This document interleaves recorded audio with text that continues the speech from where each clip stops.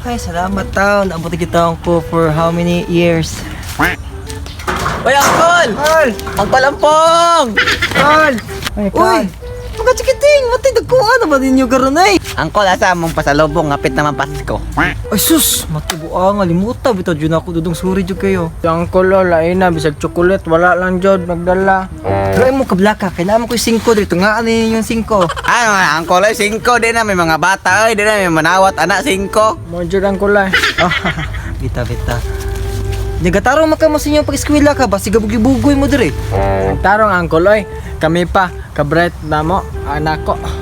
Sus, kabirigo di na ako mga pagumangkon eh. Mas maayo yung kayo na gyud niya. Ang basig sige mo sa cellphone na ang kato kong Bible na gihatag na ko sa inyo. Wa may basa-basa. What the fuck? Basa mi Angkol, ay, unsa? Holy shit!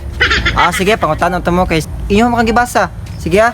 So pila ka tawo ang gipakaon ni Hesus ato yang 5 ka pan ug 2 ka isda.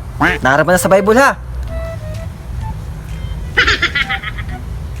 Dawa, wag yun lagi yun nagbasa lagi. Sige, makatubag atong pangutanan ako tigala kog cellphone. Cellphone? Kuan Angkol, 5,000 people. Ah, tikasan man ka. Kuha pa ko may nga tigaan kag cellphone, di juga matubag.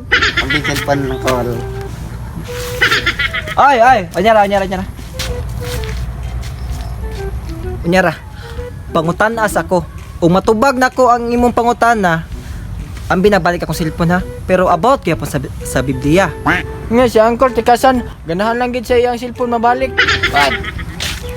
Panganli tong 5,000 ka tawo nga gipakaon ni Hesus.